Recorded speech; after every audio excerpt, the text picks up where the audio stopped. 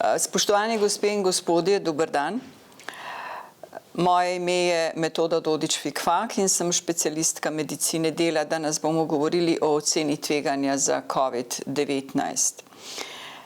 Torej, zakon o varnosti in zdravju pri delu iz leta 1999, potem pa 10 let pozneje, nalaga delodajalcu, da obvaruje delavce pred tveganjem. To pomeni, da naredi oceno tveganja, ki vsebuje tako oceno samega tveganja, ki lahko tveganje je, kot tudi in predvsem ukrepe. Tveganje na delovnem mestu je lahko povzročeno z biološkimi dejavniki tveganja, kot je primer koronavirusa, lahko je seveda z kemijskimi, lahko je z psihološkimi ali fizikalnimi. Tu nam je povzročitelj torej jasen, definiran, to je koronavirus. Za razliko od drugih dejavnikov, ki jih presojate, koronavirus lahko prihaja od zunaj, kar pomeni, da ni proizveden na delovnem mestu, lahko se pa na delovnem mestu razširi. Večina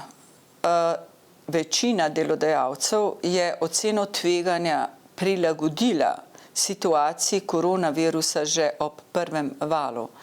Zato za tiste, ki ste to že naredili, vam svetujem oziroma samo ponovimo, kaj je potrebno zdaj ob drugem valu narediti. Torej, ocena tveganja ni dokončan proces, zato vas prosim in vam svetujem, da vodite in redno kontrolirate oceno tveganja glede na trenutno situacijo. Drugič, sledite vladnim nasvetom, predvsem nasvetom Nacionalnega inštituta za javno zdravje. Tu bi vam rada povedala, da vam ta inštitut ali pa katerikoli drugi ne more dati povsem natančnih navodil, kaj v vaši delovni organizaciji narediti zato, ker so situacije v posameznih delovnih organizacijah specifične. Zato je Ministrstvo za delo in Ministrstvo za zdravje pred približno enim mesecem izdalo pismo oziroma nasvete, da se v takih primerih, ko ste v stiski, ko se ne znate odločiti, kak ukrep in kako ga izvesti, obrnete na strokovne sodelavce in na specialiste medicine dela, ki vam bojo znali konkretno svetovati. Še enkrat vam svetujemo, da zagotovite dobre higienske prakse in osebno varovalno opremo povsod, kjer je to potrebno. Verjetno ne boste verjeli, ampak v času, ko je bila preklicana epidemija prvič, so ljudje, kot da bi pozabili naenkrat se držati teh dobrih higienskih praks. Preverite, ali imate podatke o skupinah z večjim tveganjem. Podatki o skupini, katere so te skupine, so bili večkrat objavljeni. Povem vam, da sem sodijo recimo ljudje, ki so kronični bolniki, nekateri kronični bolniki, pa tudi tisti, ki so starejši od 65 let. Preverite torej, lahko se vam zgodi, da zboli eden iz te skupine in da imate v skupini samo starejše ljudi in potem je lahko ogrožen cel kup stvari ali pa del proizvodne. Zagotovite, da ljudje se čim manj vozijo na delo, posebej v skupnem javnem prevozu oziroma da jih je več v enem avtomobilu. Vi veste, da se zelo radi delijo avtomobil, vendar na ta način, ko jih je v avtusu 4 ali 5, prinaša možnost virusa ali tveganje, da ga vsak prinese iz svoje družine ali iz svojega socialnega kroga, je bistveno večji. Če že so v istem avtu, potem tudi to morate poskrbeti, da imajo, da vsaj kontrolirate, da nosijo maske, ko so v avtomobilu. Sicer pa promovirajte to, da se vsak, če se vozi sam. Dajte delavcem zelo jasna navodila, kdaj naj pridejo v službo in kdaj naj ostanejo doma. Redno spremljajte podatke o potovanju. Posebno tiste organizacije, ki imate veliko trgovskih potnikov, ki imate veliko potovanj in kontaktov z tujino. Prihajanje iz držav z rdečega seznama lahko povzroči vnos seveda virusa v organizacijo. Ekipa, ki je delala oceno tveganja naj ima redne sestanke, seveda lahko po Skypeu, lahko po kakem drugem mediju, vendar redne sestanke, v katerih spremlja, kaj je novega v državi, kaj je novega v neposredni okolici, kako lahko to ogroža organizacijo in kaj je treba spremeniti v organizaciji, da do vnosa virusa ne pride. Redno spremljajte tudi posledice ukrepov, ki ste jih uvedli v delovni organizaciji. Zakaj ukrepov? Zato, ker potem boste videli, ali ste uspešni ali ne. Živo se spomnim organizacije, ki smo jih obiskali v in po prvem valu epidemije, ki so v ogroženem sicer okolju, v ogroženih občinah, ki so imele veliko število primerov koronavirusa, ki so perfektno zvozile brez ene same okužbe v delovni organizaciji, kar kot veste, ni primer v drugem valu. Kaj se torej pri vnosu virusa zgodi?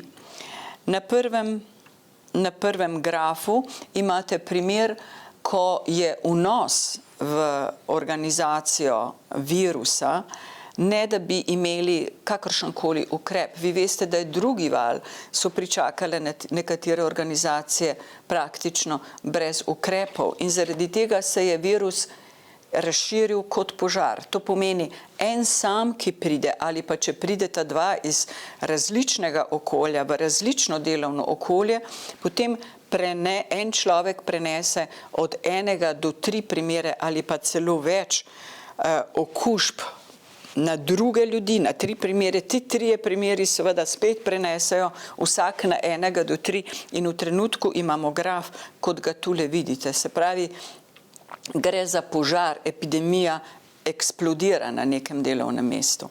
Če uvedemo samo fizično distanco, to, da smo oddaljeni drug od drugega 1,5 metra, se nam ta graf splušči in na ta način samo za fizično distanco dosežemo, da lahko zajezimo ali pa vsaj omilimo nek vpliv virusa v delovni organizaciji.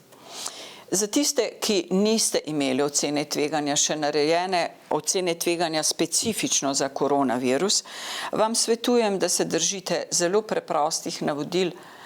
Najpreprostejše sem dobila v Nacionalnem inštitutu za varnost in zdravje pri delu v ameriškem ali pa Centru za kontrolo bolezni, kjer dajajo za oceno tveganja zelo splošna, ampak zelo prikladna, lahko rečem temu konkretna navodila, kaj narediti. Torej, najprej izberite skupino, kar je zelo lahko. Če ste predstavnik neke delovne organizacije, direktor, boste zelo lahko se odločili. Ta lokacija geografsko je prostor, kjer bomo delali ocene tveganja. Če imate več lokacij, potem je seveda vsaka lokacija svoj prostor, kjer boste izvajali oceno tveganja. Zato govorim o geografskem delu. Locirajte. Znotraj tega določite konkretna delovna mesta, ampak vsako posebej, kjer ga boste analizirali na način, da boste pogledali, kakšno je tveganje, da pride do vnosa na to delovno mesto in predvsem razširitve virusa. Torej, identificirajte nevarnost, ki je tule koronavirus, njegove značilnosti poznate in ocenite tveganja. Potem pa morate to tveganje rangirati. Zelo preprosta tabela je tukaj. Na ordinati imamo verjetnost, na abscisi imamo posledice.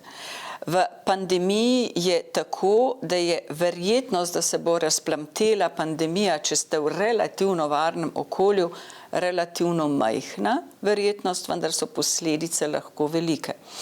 Bom še bolj konkretno povedala. Vi veste, če opazujete občine v Sloveniji, da so med celotno epidemijo določene občine bile izjemno čiste, niso imele nobenega primera. Lokacija neke delovne organizacije v takem okolju, ker ima tudi delavce samo iz te občine, je relativno varna. To pomeni, da je verjetnost, da bo prišlo do pandemije, da bo nekdo vnesel, če ne bo od zunaj te občine prišel, vnesel virus, majhna. In tudi posledice so lahko relativno majhne. Kolikor pride prvi vnos, je posledica lahko že huda. Trenutno smo v situaciji, kjer tudi zaradi tega, ker nam tisti, ki so okuženi, ne povejo vse resnice, kje so bili, kje je bil izvor pravzaprav tegale virusa. Kot vidite in kot spremljate, je število okuženih vedno večje, zato verjetnost ni več locirana na tem delu ordinate, ampak je precej visoko. In če je locirana že tu na sredini, vidimo, da so posledice pandemije zelo hude, ker smo okusili tudi v nekaterih delovnih organizacijah. Torej, ta graf velja ne za celo organizacijo samo, ampak velja tudi za vsako delovno mesto posebej. Kakšna je verjetnost, da se ljudje okužijo? To je nekaj, kar moramo poznati. Epidemija je torej ocena tveganja, ki jo delamo na delovnem mestu, je nedokončana aktivnost. Neprestano morate spremljati, kakšna je situacija v okolici, v vaši občini, v krajih, od kjer vaši ljudje prihajajo. Recimo, če imate veliko ljudi, ki so šli na dopust v države, kjer so bile na rumenem ali rdečem seznamu, je verjetnost, da bo nekdo prinesel virus v delovno organizacijo veliko večja, kot če se je nahajal v občini, ki seveda ni imela tega virusa. Torej, ocena tveganja je nedokončana aktivnost neke občine. Za tiste, ki nimate torej ocene tveganja še, vam polagam v vaše delo, v vaš razum, v vašo odločitev to, da določite, katere delovne aktivnosti ali situacije lahko povzročijo vnos in prenos virusa. Razmislite, prosim, o tem ne le o samem delovnem mestu, ampak tudi ob vhodu v delovno organizacijo, o izhodu iz delovne organizacije. Razmislite o številnih spontanih odmorih, ki se dogajajo, ki so nekontrolirani in ki se dogajajo znotraj organizacije. Razmislite o kadilnicah. Nekatere organizacije imajo po 2 odmora na dan, ki sta poleg glavnega odmora namenjena ali delavčevi rekreaciji, ali druženju, ali kadilski pauzi. To je čas in kraj, kjer lahko zlahka pride do virusa. Pred nedavnim sem obiskala kar nekaj tovarn in zanimivo mi je bilo opazovati kadilske kotičke, kjer so delavci sedeli drug zraven drugega. Poleg tega so kadili. To pomeni, da so čikali cigareto, imeli v ustih. V ustih je slina. Kot veste, je koncentracija virusa največja v tem zgornjem delu dihal. Torej, tudi če so na delovnem mestu delodajalci naredili ogromno ali veliko, če niso poskrbeli za to, če že dajajo možnost, da imajo ljudje kadilski kotiček, če niso poskrbeli za varnost v kadilskem kotičku, se lahko virus od tu prenese potem po celi poti v proizvodnjo. Razmislite torej širše, kdo je lahko ogrožen, in odločite se, kolika je verjetnost, da bo nekdo izpostavljen. In bistveno je to, da odstranite tveganja in situacijo, da naredite ukrepe, kako do tega ne pride. Če ne morete odstraniti tveganja, potem ga omilite. Torej, nadzorujte tveganje. Upravljajte s tveganjem. Če imate manj kot 5 zaposlenih, vam vsega tega ni potreba zapisati, čeprav vam svetujemo, da zapišite, pa si naredite checklisto, da označite preprosto, kaj sem naredil in česa ne. Dovolite, da pregledamo samo en ukrep, ki je pa značilen in obvezen za vse delovne organizacije, ki ga ne morete, ko naredite oceno tveganja, izpustiti. To je čiščenje, higiena in umivanje rok. To je ključno. Najprej poskrbite za dezinfekcijskega sredstva za površine in roke. Tule bi vas opozorila na to, da virus seveda ne pozna prevare, kar pomeni neprimerno dezinfekcijsko sredstvo ali pa razredčeno ne bo imelo učinka. Lahko prevarate na ta način inšpekcijo ali pa ne vem koga, ampak virusa ne morete, on se bo širil. Naučite delavce čistiti površine in umivati roke. Ne boste verjeli, vendar umivati roke se je treba naučiti. Umivati roke ne pomeni to, ker se vam bo virus nabral v takih predelih, kjer so težje dostopni. Torej, naučite ljudi umivati roke. Zadolžite delavce za posamezna opravila. Če nimate čistilcev, ki bojo čistili delovne površine vsakega delavca, ali če to naložite na delavce, jih preprosto naučite, kako naj to delajo in kdaj naj to delajo, in ne pozabite povedati jim, zakaj to počnejo. Zelo pogosto se pozabi na čiščenje toaletnih prostorov. Toaletni prostor, ki je lociran na nekem oddelku, morate računati, da je za vse delavce tistega oddelka. Kaj to pomeni? Da v 8 urah se bojo zagotovo zvrstili v toaletnem prostoru vsi. Zato je ogroženost velika. To je prostor, virus zagotovo preživi nekaj časa in če nekdo za drugim pride, bo preprosto ta virus dobil. Vendar, tule moramo računati tudi na to, da gre za umivanje z toplo vodo in z vodo, kar pomeni, da se ustvarjajo aerosoli. Na aerosolih seveda virus laže preživi in se tudi laže širi. Zanemarjeno področje je tudi področje voznih parkov. Avtomobile, ki jih imajo delovne organizacije, uporabljajo različni šoferji. Ne tega početi, ker če uporabljajo različni šoferji, pomeni, da moramo za vsakim šoferjem razkužiti to. Imejte torej zadostno število čistilcev, to ni nekaj, kar je nepomembno. In na koncu, tisto, kar vam vse skozi poudarjam, redno spremljajte, nadzirajte in dopolnjujte oceno tveganja. Kako bomo torej čistili delovno mesto?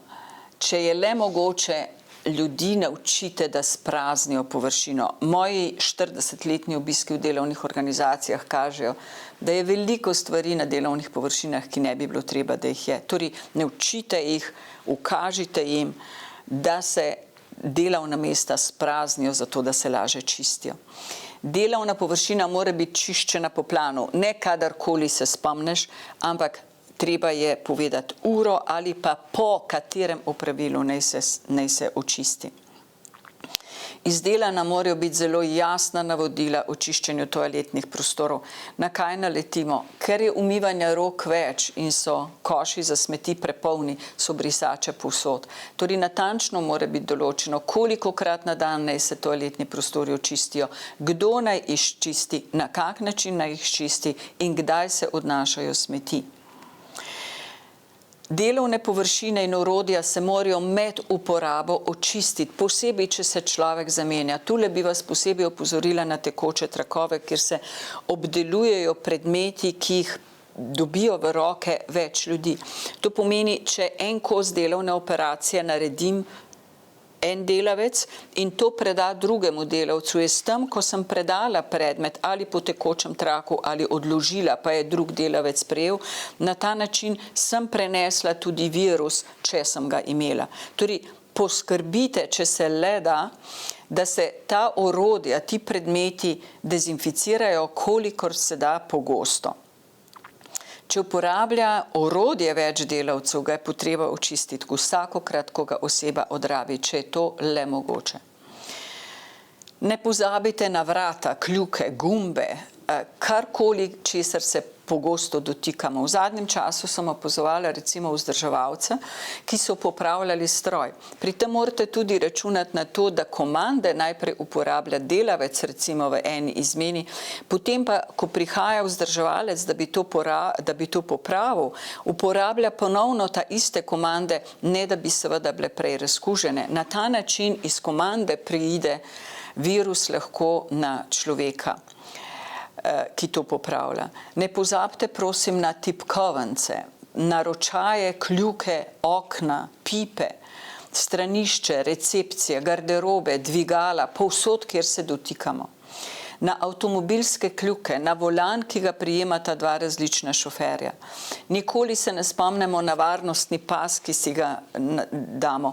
Nemogoče je, da vam povem vse, česar se dotikamo, zato, ker je to odvisno tudi od navade, pa ker se nam nekaj zdi popolnoma normalno, zato bodite pozorni na vse, kar se z rokami dotaknemo. Razmišljajte tudi o tipkovnicah, printerjih, touchscreenih, monitorjih, telefonih, v kuhinji, hladilnikih, mikrovalovkah, aparatov za kavo, vsak si naredi kavo, prime za ročaj in pozabi. Viličari, ali uporablja viličarja en sam delavec, ali se delavci izmenjujejo, ali je to priročni viličar, ki ga uporablja enkrat eden, enkrat drugi. Ne pozabite, prosim, na poštne pošiljke. Spomnim se podjetja, ki smo ga obiskali po prvem valu, v tuji lasti, kjer so imeli ravno prihajanje pošiljk od zunaj in odpošiljanje predmetov, izdelan seveda poseben protokol, kako naj to izgleda. Tudi kako, seveda me boste rekli, ali je mogoče tako pogosto čistiti delovne površine, prostore, v katerih se nahajamo. Zavedam se, ker sem za dosti delovnih mest videla, da vem, da je ponekod to izjemno težko, ampak obstajajo drugi načini. Če ne morete zelo pogosto čistiti, razmislite o tem, kako bi se pa preprečil pogost stik različnih ljudi. Recimo, zmanjšati število ljudi, ki obiskujejo neko delovno mesto. Pred nedavnim sem opazovala, recimo, spontano zbiranje. Medtem, ko je stroj delal, so se ljudje zbrali pri nekem delavcu na krajši klepet, seveda vsi brez maske. Preprečite torej, da se ljudje zbirajo, ampak da ostanejo na svojem delovnem mestu. Zelo fino je, da oblikujete male skupinice, ki delajo zaključeno delo. To imenujemo mehurčke. Če nekdo zboli v tem mehurčku in ne komunicira z drugo skupino, je možnost prenosa zelo majhna. Zato, če imate zaključene skupine ali pa zaključene oddelke, je možno, da ko nekdo virus dobi, da boste zelo hitro zajezili sam prenos. Odstranite nefunkcionalna delovna mesta. Začudeni boste, koliko nefunkcionalnih delovnih mest je po naših proizvodnih halah. Ali pa jih vsaj označite, da so nedostopna. Zakaj? Zato, ker tam se včasih zadržujejo ljudje in s tem, ko se zadržuje na tako nefunkcionalno delovno mesto, zanese virus in seveda pride drugi in ta virus dobi. Vrata so posebnega pomena. Kjer je mogoče, lahko pustite vrata odprta, da se vrata ne zapirajo vsakokrat. Če to ni mogoče, namestite senzor za odpiranje vrat, lahko namestite oziroma vrata prilagodite tako, da se jih odpira z nogo, namesto da bi se jih dotikalo z roko. In zmanjšate število orodij na minimum. Kopalnice. Preverite, ali imate zadosti funkcionalnih umivalnikov, namestite dovolj mila in pa dovolj vode. Preverite, ali je zadosti brisač ali sušilcev rok. Nemalokrat se nam zgodi, da sicer voda je v umivalniki, vendar ljudje nimajo si kje roke obrisati in si potem v isto obleko, ki jo nosijo, obrišejo. S tem niso nič naredili, ker so virus iz obleke ponovno prenesli na roke. Redno čistite koše za smeti, da ne bojo smeti letele okrog in ker so mokre, seveda s tem tudi virus. Ne pozabite ljudi učiti. Posterji naj bojo primerno prikazani, ne samo razobešeni, ampak tudi predstavljeni. Če samo razobesite poster za recimo umivanje rok, pa ni nikogar, ki bi ljudem pokazal, kako roke umivati, tega preprosto ne bojo osvojili. Zato tisti, ki imate ekrane, vrtite filme o tem, kako roke umivati, kako vzdrževati socialno oddaljenost. Določite ure, ko se umivalnice čistijo in koši praznijo. Določite natanko, kdo bo čistil umivalnike, kdo bo praznil smeti, kdo bo prinašal milo. Torej, zadolžite ljudi, ki so za to zadolženi, ki se podpišejo in predvsem morajo vedeti, kakšna je njihova dolžnost. Nekatere organizacije so v tej epidemiji ugotovile, da preprosto nimajo dovolj čistilcev in so zaposlile dodatno pomoč. Vendar je te ljudi treba naučiti, kako čistiti in jih naučiti, kaj je njihova odgovornost. Čistilci morajo vse skozi imeti ustrezno osebno varovalno opremo, hraniti morajo med seboj varno razdaljo, pa tudi z delavci in to med čiščenjem in pranjem in naučiti jih je treba kljub temu, da neprestano čistijo, da ko končajo čistiti recimo stranišče, si umijejo roke z toplo vodo in milom. Ne pozabite čistilce naučiti, kako in kdaj delati ter pomen njihovega dela. Mogoče boste to lažje dosegli tako, da se podpišejo vsakokrat in s tem dosežete, da so odgovorni za to, kar so delali. Z delavci morate govoriti in jih naučiti, da sodelujejo z čistilci. Živo se spomnim ene delovne organizacije, ki smo jo uspešne, ki smo jo obiskali v prvem valu, in tam so ljudje živo sodelovali z kriznim menedžmentom. Natanko so vedeli, kaj krizni menedžment od njih zahteva in kaj je njihova dolžnost. In ne samo to, ampak bili so hvaležni kriznemu menedžmentu za to, da jih je obvaroval pred okužbo, kljub temu, da je bila sama organizacija umeščena v prostor, ki ni bil čist. V primeru sprememb v čiščenju, to se zgodi, če je recimo nekdo okužen in je treba delovno mesto posebej, na poseben način očistiti, informirajte delavce, obvestite jih, zakaj to počnete, ne skrivati pred ljudmi. Ljudi boste dobili na način, da jim poveste, da jim razložite, da tveganje sprejmejo in seveda so za to tudi odgovorni oziroma so odgovorni. Ohranjajte torej tesno sodelovanje z ljudmi, ki morajo pri tem sodelovati. Glejte, zdaj smo šli skozi samo čiščenje, en del, ampak tole boste mogli za vašo delovno organizacijo zelo natanko izdelati, ker jo natančneje poznate. In še enkrat vam pravim, vkolikor niste gotovi, kako narediti, dajte poklicati vašega pooblaščenega izvajalca medicine dela in vašega strokovnega in ali strokovnega sodelavca, ki vam bojo znali konkretno svetovati, kaj je najbolje na delovnem mestu. Če pri tem upoštevamo še redno nošenje in pravilno uporabo mask, v enem od prezentacij boste seveda tudi imeli to posneto, kako pravilno uporabljati maske, kako jih snemati in kako jih dati, kako si roke razkuževati. In če pri tem upoštevate fizično razdaljo 1,5 metra in če to ni mogoče doseči preprosto, upoštevate pregrado, ob tem pa še merite telesno temperaturo, vam lahko zagotovim, da boste varni ali pa na visoki meji varnosti. In ne nazadnje, v tem trenutku se ne ve veliko, kakšne so posledice, če nekdo zboli, vendar prve študije kažejo, da so posledice lahko po prebolelem COVID-19 lahko kronične, se pravi hude. Pomislite torej na to, da dolgoročne, glejte, verjetno si želite, glede na pomanjkanje delovne sile, da se delavci vrnejo in ne, da so v bolniškem staležu leta in leta. In še nekaj. Študije tudi kažejo, da določen odstotek, ki je večji od 10% delavcev, zaradi koronavirusa ali ker so ga preživeli ali zaradi tega, ker jih je preprosto strah, trpijo za posttraumatsko stresno motnjo. Delodajalci povsod v svetu svetujejo, da predvsem velike firme poskrbijo za psihološko podporo pri teh ljudi. Spoštovani gospodje in gospe, ni čas, da bi zavrli upravljanje s tveganjem, pač pa je čas, da ga aktiviramo, koliko se da.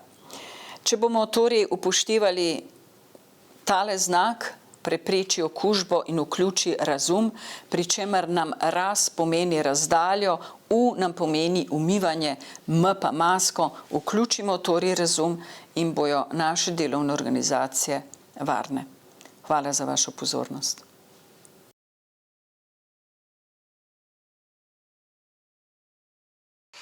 Lepo pozdravljeni, moje ime je Ivan Papič, prihajam iz Steklarne Hrastnik. Moja funkcija je kadrovski direktor, pokrivam kader in splošne zadeve. Med drugim sem pa tudi v času COVID-19 bil odgovoren za sokreiranje ukrepov, ki smo jih v Steklarni Hrastnik sprejeli za omejevanje potencialne okužbe v podjetju. Danes bi vam rad povedal o naših ukrepih, ki smo jih sprejeli kot kolegi, vse z namenom, da ohranimo nemoteno delovanje proizvodnje.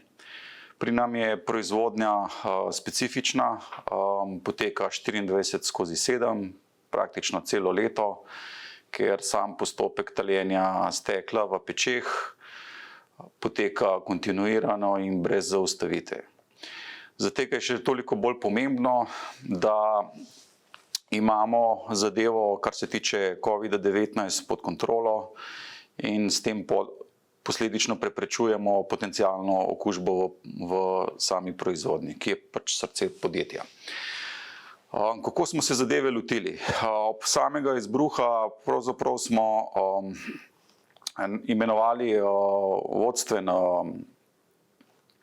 kolegij, ki se je nekako razdelil na dva dela. Skratka, smo imeli v času izbruha na lokaciji generalnega direktorja, direktorja proizvodnje in mene kot direktorja kadrov, kjer je bila ključna skrb, da smo tudi s tem pokazali, da smo tudi v najtežjih časih z zaposlenimi skupaj. Drugi del ekipe je služil kot alternativa v primeru, da bi prvi del ekipe zbolel oziroma se okužil, da bi potem lahko tudi sama zgodba nemoteno potekala. To je bil seveda prvi korak, da smo nekako zorganizirali, potem smo pa sklenili, kar se tiče različnih ukrepov. Seveda je bil en izmed prvih ukrepov je bilo obvezno nošenje mask. V spomladi je bilo, kar se tiče nabave mask, zelo hektično obdobje, zelo težko je bilo dobiti maske. Na srečo smo imeli neke zaloge v podjetju, tako da smo takoj razdelili vse maske v proizvodnji oziroma med ostale sodelavce, ki so pač bili v potencialnem stiku med seboj. Vse z namenom, da preprečimo potencialno okužbo. Seveda se je potem paralelno začel boj za maske, verjetno smo veliko slišali spomladi, kaj se je dogajalo na trgu. Trenutno se je situacija zdaj umirila in skratka nabava mask poteka normalno. Skratka, maske za vse, to je bila tista ključna zadeva. Potem smo, omejili smo pravzaprav vse dostope, skratka skoncentrirali smo dostope na ključne točke. Na teh ključnih točkah smo že v samem začetku začeli z merjenjem temperature. Tako da imamo jasno, da ob vstopu že od spomladi, kar se je začela sama korona, COVID-19, imamo vzpostavljene merilne točke, kjer merimo vse zaposlene, ki prihajajo v podjetje. Da je zadeva še toliko bolj verodostojna v smislu temperaturnih odstopanj, merimo zaposlenim v proizvodnji tudi po nekih 4 urah dela v podjetju tudi vmesno kontrolo, saj s tem želimo izničiti potencialne napake na merilnih kamerah. Tako kot sem omenil, skratka, ključni prvi ukrepi so bili zaščitne maske, drugo je bilo pravzaprav merjenje temperature na vhodu v podjetje in tretje je bilo pravzaprav poenoteni vhodi oziroma določene točke vhoda v podjetje. Seveda, ukrepi so se razvijali naprej glede na samo zaostrovanje in dejansko nujno je potrebno tudi poskrbeti za obveščanje oziroma informiranje zaposlenih glede varnostne razdalje med seboj. To je bilo zelo ključnega pomena, ker morate se zavedati nekaj, da včeraj smo pravzaprav lahko skupaj pili kavo, smo šli na odmor skupaj, danes pravzaprav so te zadeve zelo čisto v drugi luči in je pravzaprav čisto v nasprotni smeri. Tako da seveda je bila potem potrebno zagotoviti, da se druženje na teh točkah v smislu odmorov, kadilnicah enostavno prepove, skratka vse z namenom, da ne bi prihajalo do potencialnega okužbe, če tudi same meritve ne bi pokazale. Omejili smo tudi, kar se tiče kavnih avtomatov oziroma kadilnic, Ponovadi, običajno je bilo tako, da so pač več ljudi se hkrati zbirali, pilo kavo skupaj, to smo enostavno prepovedali. Skratka, kavni avtomati so na voljo, so dovoljeni, vendar po principu eden po eden. Tako da to je to. Tudi same kadilnice, ki smo jih imeli v proizvodnji, smo potem nekako zagotovili zgodbo, da lahko v enem samem trenutku je pač v kadilnici lahko ena sama oseba. Tako da to je se tudi nanašalo na druge zadeve.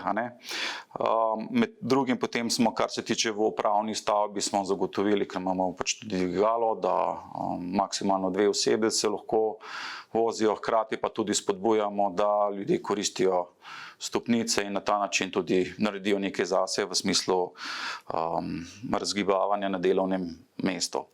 Seveda, Steklarna Hrastnik kot taka ima tudi bogato ponudbo palet ukrepov za družini prijazno podjetje in skozi te ukrepe so na voljo tudi različne dejavnosti, ki jih pač ponujamo našim zaposlenim.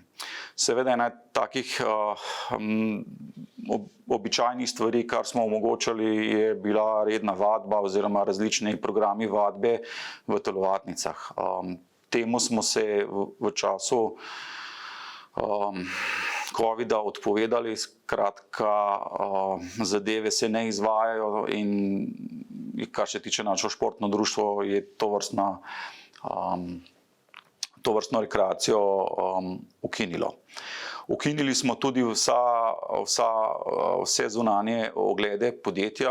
V preteklosti smo veliko sprejemali zunanjih obiskovalcev iz drugih podjetij, upokojencev, kajti sama proizvodnja stekla je zanimiva in marsikdo se je potem zaželel ogleda in nekako združil tudi z nakupom določenih steklenih izdelkov. Tudi temu smo se vse z namenom preprečevanja okužbe v podjetju odpovedali, tako da pravzaprav zunanjih ogledov v podjetju ni oziroma ni pač možno izvajati in so nekako odpovedani do nadaljnega, dokler se sama situacija ne bo umirila. Seveda je potem tudi na drugi strani potegnilo za seboj vprašanje, kar se tiče praktičnih usposabljanj.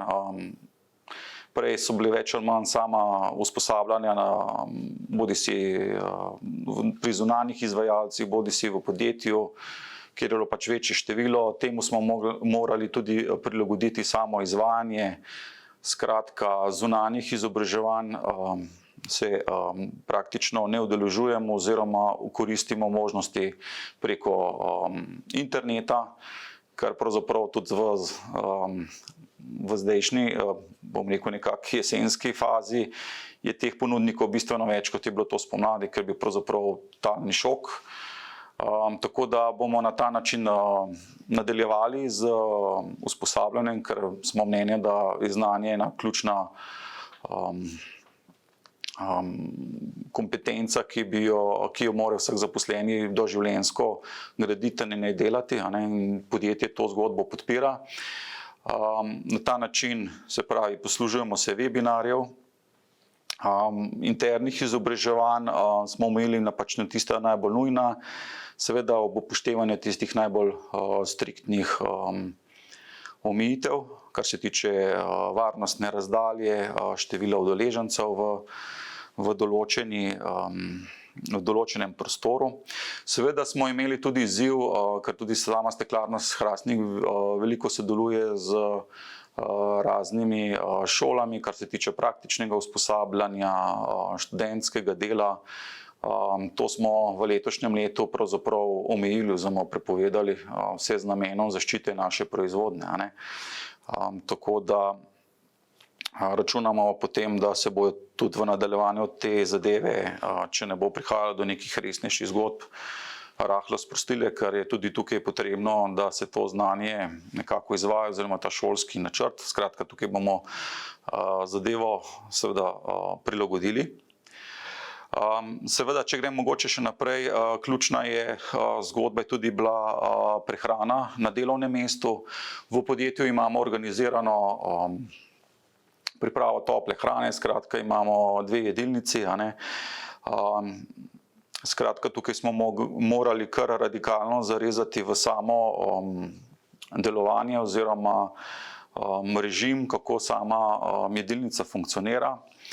Kot prvo smo nekako zmanjšali število stolov, postavili smo pregrade na mize, tako da pravzaprav za mizo sedita lahko maksimalno 2 osebi diagonalno, tako da s tem, da dosežemo tudi pogoj varnostne razdalje, med seboj sta pregledana z prozorno pregrado, tako da se na ta način tudi loči ta socialna distanca. Kar je ključnega bilo pomena, da smo tudi ločili proizvodno od režijskega dela podjetja, ne? Tako da smo določili čas delovanja, kdaj je pač možno malca za proizvodne delavce, kdaj je možno malca za režijske delavce, s tem, da je pač omogočen v tem mestnem času, da je restauracija zaprta, da se izvede nujno razkuževanje prostora, tako da iz tega z vidika potem tudi nekako minimiziran možnost prenosa recimo okužbe iz ene ali v drugo skupino, a ne. Seveda imamo trenutno v času remonta, ker se ukvarjamo z novo investicijo v novo steklarsko peč, je tukaj še dodaten moment, ki je prišel, imamo veliko izvajalcev pravzaprav iz cele Evrope, in je toliko bolj pomembno, da se držimo še teh raznih omejitev in časovnih okvirjev, da res poskušamo nekako minimizirati stik zunanjih izvajalcev, ki so v času remonta potrebni za izvajanje del in pa tudi naših zaposlenih v proizvodnji in seveda režijskih delavcev. Eden izmed tudi ključnih ukrepov je bilo razkuževanje oziroma razkuževanje. Skratka, ker je pri nam kar dosti zahtevna proizvodna vročina, umazanija, v smislu težkih pogojev dela, smo nekako tudi sklenili, da se razkužujejo najbolj frekventni oziroma vsi prostori enkrat dnevno. Skratka, imamo posebno ekipo v podjetju, ki z posebnimi razkužili razkužuje prostore tako v proizvodnji, ker je pač največ možnih interakcij, kopalnice, jedilnice, skupni prostori, skratka, gre dejansko za razkuževanje vseh tistih točk, kjer pač se ljudje gibajo, Posebej pa še tudi z vidika remonta, ker so zunanji izvajalci, tako da se dnevno to razkužuje. Seveda smo potem dodatno okrepili še razkuževanje delovnih površin, kljuk, tako da pravzaprav imamo z tega vidika kar dobro poskrbljeno, tako da je pač to nekako celodnevni postopek in dnevna rutina.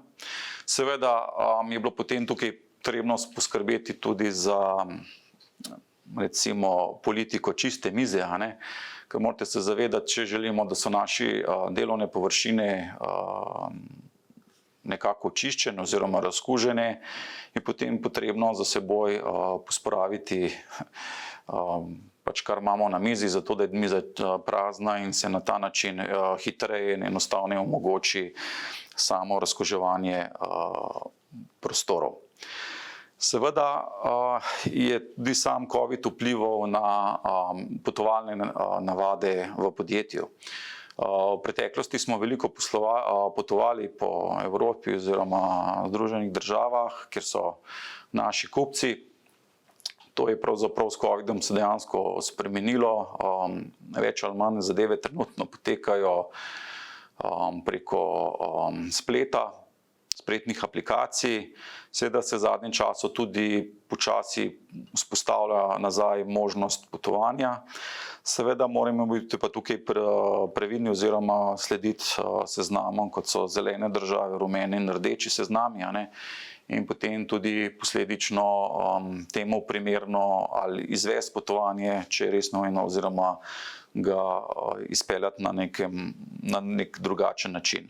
Seveda imamo tudi v proizvodnji veliko delavcev iz bivših republik Jugoslavije, a ne. Vemo, da so določene države na rdečem seznamu in da imajo ljudje v teh državah svoje svojce, starše in da pač pridejo čisto navadne življenjske potrebe, da pač bodi si bolezen, rojstvo, smrt, pomoč, in tudi v tem primeru je Steklarna Hrastnik prisluhnila tovrstnim potrebam, a ne, skratka, vendar ob upoštevanju vseh strogih pogojev, a ne. Se pravi, v takih izjemnih, se pravi, vse nenujne zadeve pač prepovedujemo kakršnokoli potovanje. V primeru teh nujnih, ki smo jih pač navedli, a ne, omogočamo zaposlenim, da odpotujejo v tisto državo, da potem poskrbijo za svoje svojce, domače, vendar se potem, ko se vrnejo domov, morajo v obvezno karanteno. Ne, tako kot je predpisana po pravilih. Po pretečeni karanteni je pa tudi pogoj za obvezno vrnitev na delovno mesto opravljen COVID-19 test. Se pravi, če je ta negativen, se ta potem zaposleni lahko po pretečeni karanteni vrne. Tako da tukaj smo nekako tudi prisluhnili dejanskim potrebam in življenjskim zgodbam ljudem, tako da zaenkrat zadeva funkcionira in zaenkrat tudi ni bilo nekih resnih težav, da bi karkoli prišlo do kakšnega koli kršenja. Ljudje pač povejo, se dogovorimo za termine, kdaj se pač to koristi oziroma kdaj bo zaposleni odsoten, in se na ta način potem izpelje zgodba. Tako kot smo že tudi omenili že v predhodnih, se pravi, vsa interna izobraževanja in sestanki so dovoljeni upoštevanje kriterijev in varnostnih pravil. Skratka, tukaj se pač držimo iz običajnega in notranjih treningov smo pač naredili več manjših skupin, več ponovitev, s tem nekako dosegali isti način. Seveda je pač posledično bilo več časa potrebno za zagotovitev tega, ampak nekako na ta način vseeno sledimo svojim ciljem, ki smo se jih zadali, in širimo pač oziroma omogočamo interni prenos znanja po podjetju. Seveda je tudi sama organiziranost po drugi strani prednost ima pri nam proizvodnja, se pravi proizvodni proces oziroma delavci v proizvodnem procesu, tako da smo potem za režijske delavce pripravili tudi omogočili jim pravzaprav delo od doma. Na ta način smo nekako tudi zdaj se pravno uredili, tako da s 1.9. imamo vse formalizirano, tako da je možnost dela od doma v torkih in ali četrtkih, seveda ob dogovoru z vodjo glede na pač potrebe, tako da ljudje lahko koristijo delo nadaljavo, a ne, in s tem imamo tudi sprejete vse pravilnike, najava na inšpektoratu, tako da na ta način tudi zmanjšamo potrebo zaposlenih biti v podjetju in s tem tudi prispevamo k manjši možnosti okužbe.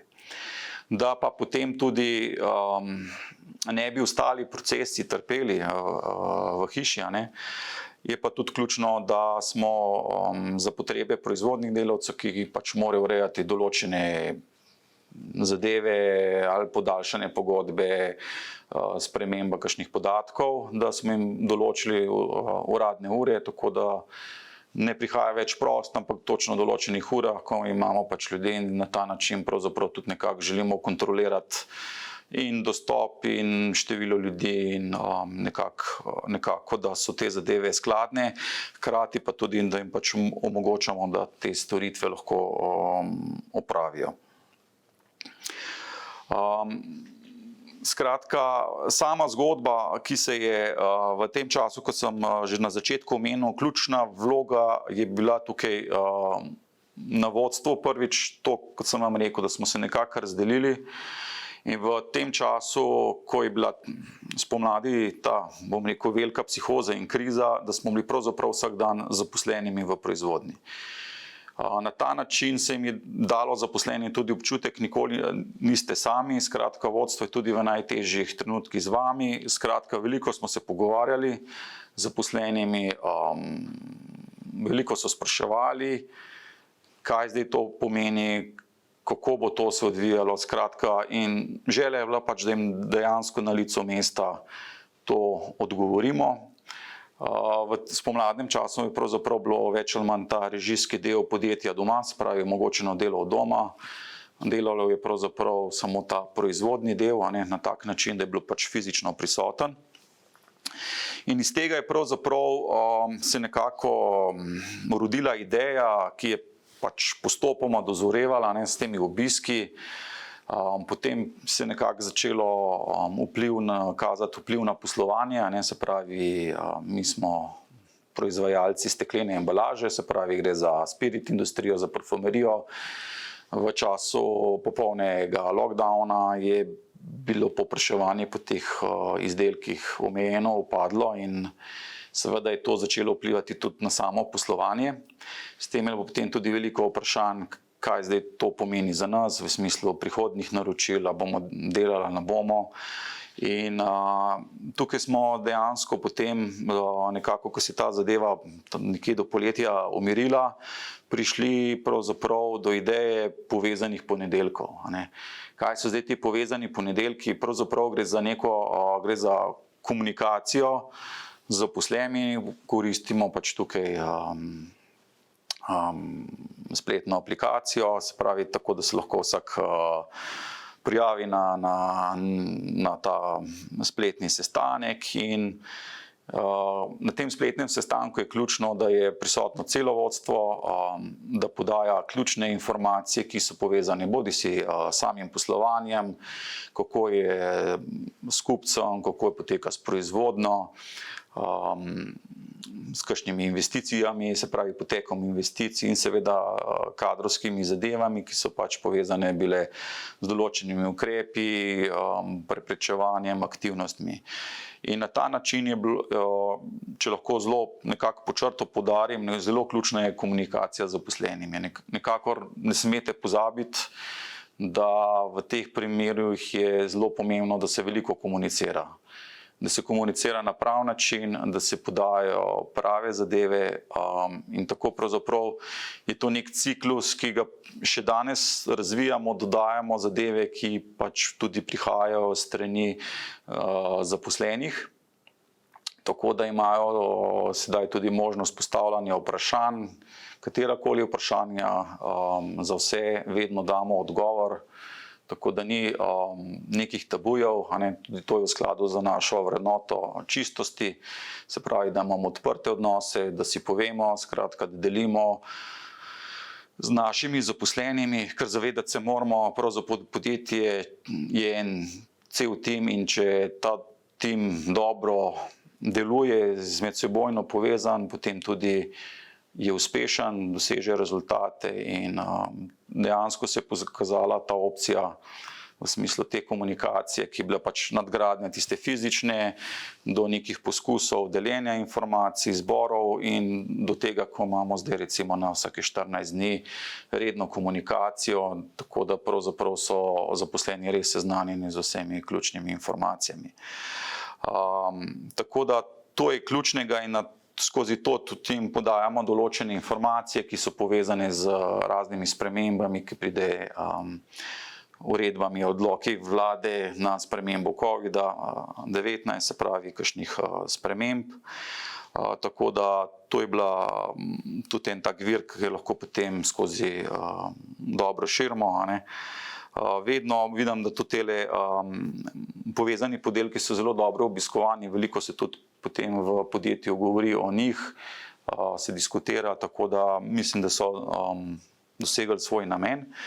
Seveda smo potem nekako tudi našim zaposlenim v tiste čase omogočili, da so prišli do zaščitnih mask, v tistem času bilo težko priti, tako da smo nekako omogočali tudi nakup preko podjetja, tako da so si lahko kupili maske za domače, za sebe in tako da tudi tukaj jim poskušamo pravzaprav pomagati in biti ena velika družina, ki drži skupaj, tako da nekako sem vam poskušal v tem kratkem predavanju pravzaprav zaokrožiti naše izkušnje, kako smo se mi kot Steklarna Hrastnik spopadali s samim COVID-19 in kako se še spopadamo. Seveda delamo vse v smislu preventive, da v primeru, če bi prišlo do okužbe, da bo ta efekt čim manjši. Vsem vam tudi želim čim bolj in uspešno in čim manj okužb. Komunicirajte z zaposlenimi, to se mi zdi tisto res na koncu, kar bi rad poudaril. Držite skupaj, obveščajte jih in tudi na drugi strani boste dobili feedback in na ta način bo tudi vzpostavljena neka dobra vez med zaposlenimi ali pa vodstvom in obratno, tako da to je nekako z moje strani vse. Hvala lepa in srečno.